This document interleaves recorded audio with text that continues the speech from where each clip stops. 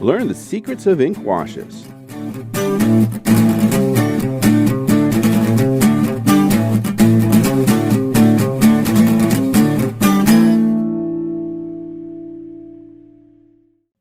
You now know a lot about pens, hatching, and cross-hatching.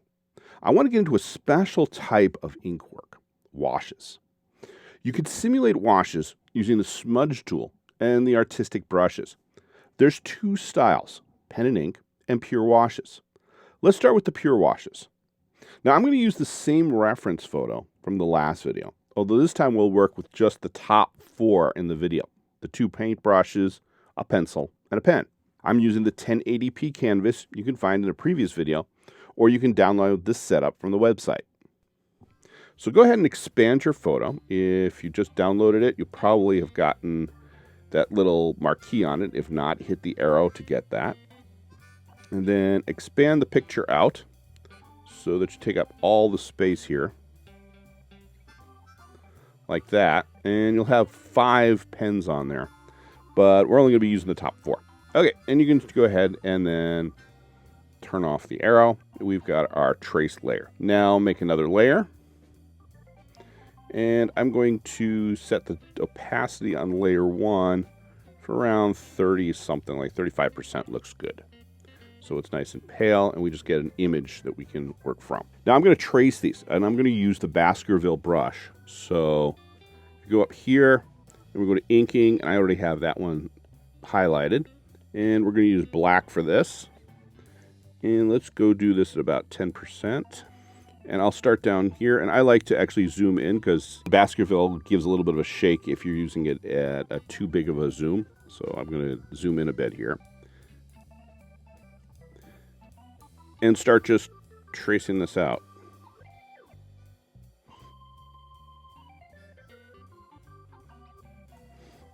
And then we got the clip. And on a trace, I do like to see if I can find shadow areas that I may need to be looking at. I'll do that on the cap here, that we've got some reflective and dark areas there. A little bit there. Okay, and so that's the first one. That looks pretty good. And maybe I'll go over here. There's some highlights in here, so I'm going to just put that highlight in. Then I'll do the same thing with the pencil. And of course, you can do this freehand if you would like, and they're not very hard to do freehand.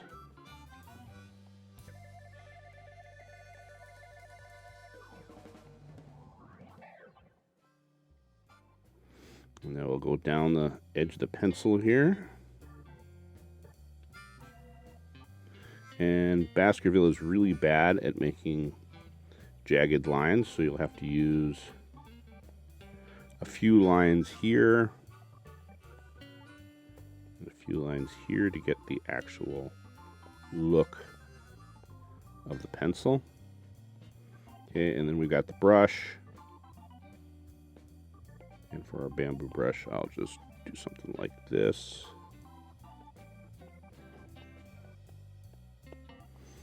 Okay, I got about here. And now I've got the handle of the brush, which I could probably zoom out.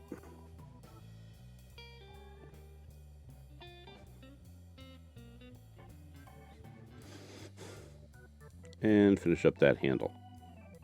Okay, so that's 3. And we got one more brush to go.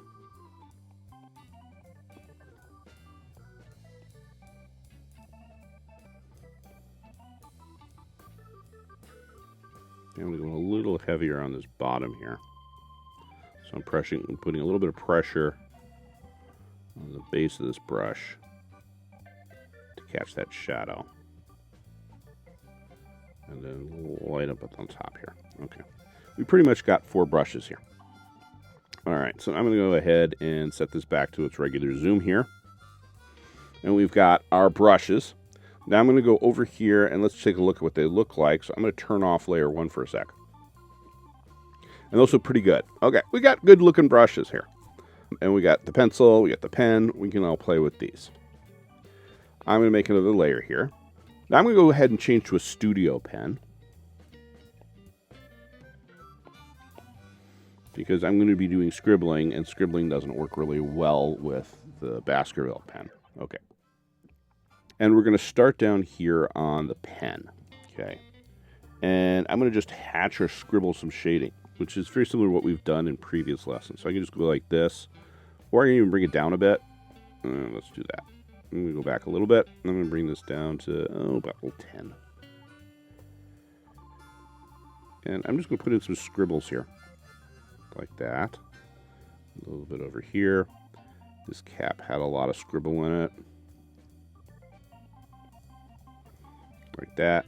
And a light scribble on the cap top and inside there. Okay. So that looks pretty good already. And now I'm going to try the new thing. And that is we're going to go over here to the smudge tool. And you'll find under here artistic. And under artistic hearts. And you can use many of these will work, but I find hearts is the one that works the best. And then with the hearts brush, I'm going to just gently smudge what I have here. And I'm actually going to zoom in here so you can see what I'm doing. And I'm just going to smudge this. And it gives a very interesting smudge effect. Okay.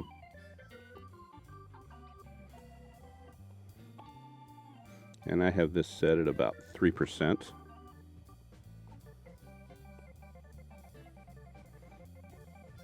And I've now put a layer of wash down over this pen. And it will mix, of course, with the other layers, so I can get a lighter color by just going over the top edge of that pen. And we've got some very dark here, so this will just mix into some darks. I can actually take some of that little bit of the light and mix that in there. Do the same here with the pen clip and the top. Okay, you can see we've already got a pretty nice looking pen here. If I want to get a little bit darker, of course I can go back in. So maybe I'll throw a little bit more scribble on the bottom here. And I can just go back over that and get it a little darker. So I can add to color as well if I need to. I can add color itself. So for example, let's say on this pen is actually not a white pen. Let me just go to orange. I'll do a pale orange here. I can just scribble or hatch up on top here and then blend that color in on top to get those colors to blend in together like that. Okay. I can even do it on top of other colors and then add it into the bottom here like that. And you get the idea. That's one of these. Now I can start with a color as well. I just started with black and white here. So I'm going to make another layer for my pencil. And I'm going to go to bright yellow. And we can scribble in some bright yellow here onto our pencil. And do the same thing, is just lay down a flat wash over the whole thing.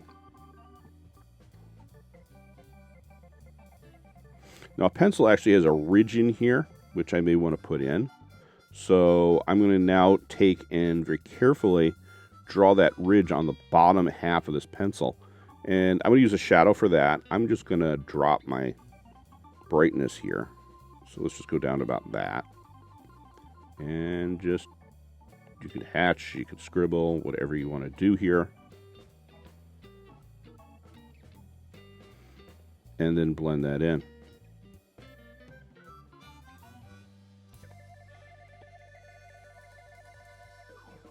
Okay. And then I can do the same things with the sides here. So let's go over here. I'm going to use sort of a pinkish eraser. So I can use a different color. Scribble some pink in there. Put that together. Let's do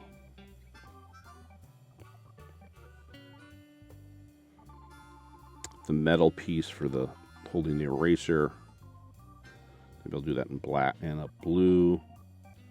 And I'll take the gray that we use, and I can actually just color it in that way quickly if I don't want to start messing with color theory here. And that just gets us our color right in there. And I can use that gray for my pencil lead. And we'll pop over here, maybe somewhere like this. And this will be our pencil wood color.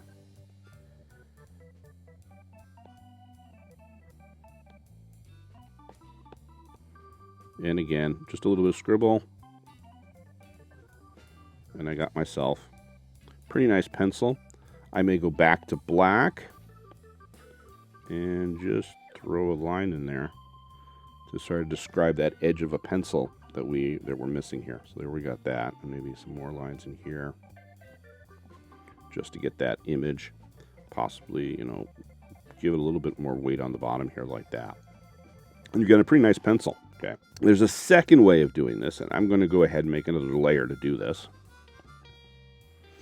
And that is that you do what's called a pen and ink wash. And a pen and ink wash works a little bit different in that you're going to crosshatch, but you're going to preserve the crosshatch. It's a lot like what you would see on actual paper if you would put down ink and then wash water over a water-soluble ink. It will take some of the ink, but it won't get rid of all of it in your hatch. So we're going to do that on the brush here. And I'm going to start, I've got it in black already, and we've got a studio pen, so I'll use a studio pen for this. Okay, so what I'm going to do this time is I'm going to go to orange. I'll pick some kind of badly saturated orange here. And I'm going to hatch. I'll just hatch across the whole thing first. Like that. And now that I've made hatch marks, I'll make it a little darker. I'll make a few more hatch marks that aren't as big.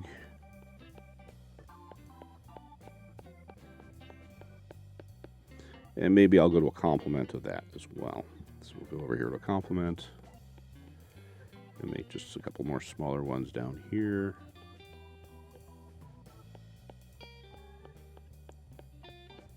Like that, okay? I may do something similar with the brush head here. So maybe I'll just do a couple lines like this, which is giving me much more of a brushy look. Maybe I'll scribble in using this color the end here. Okay, and we'll go back over here and add some of this just to make it fun. Okay, so we've got ourselves an ink copy. The difference here is now I'm going to duplicate this layer. I now have 2 layer 5s. I'm going to select the one on the bottom, and now I'm going to go to my Hearts brush on the smudge, and I'm going to smudge that. And you'll see what happens. It will smudge the bottom layer, but will not smudge the top layer. So you get a wash of those colors as you're using them, but without removing those hatches. So you get a very different effect than we did with just the straight washes.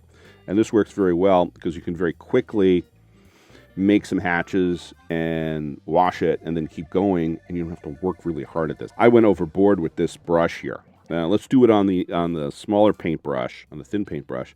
I'm gonna do that with blue, and I can do that exact same thing that I'm talking about. So I have a paintbrush that I quickly sketched together. All right, so I'll make another layer.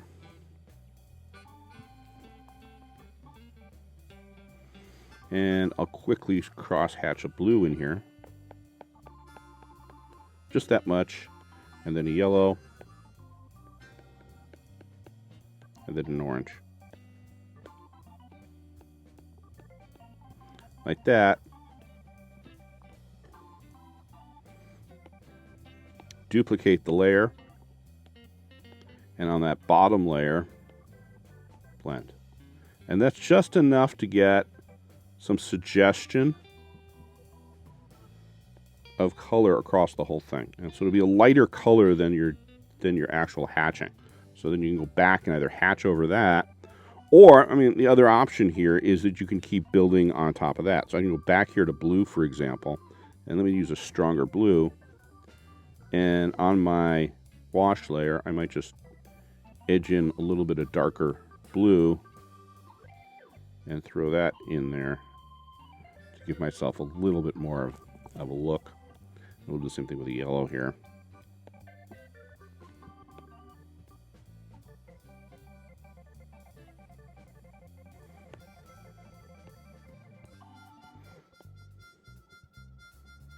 I could edge that up a little bit. And there you go. And so you can see what we get. So we've got ourselves a pretty nice looking piece with both lines and washes. These techniques are great for quick coloring of sketches in the field or anytime you want to work fast. I use this technique often for my work, and with practice, you can get some very nice work from it, such as these. For your challenge, repeat this with the pens on the reference photo. Also try this in a bigger cylinder and ball like we've used before, so you can see a larger case of these things being shaded properly. In our next lesson, we'll try this technique out on the bottles and flowers we did before and add some color to the piece. So don't miss this episode and hit the rainbow pizza to subscribe. Until next time, keep creating.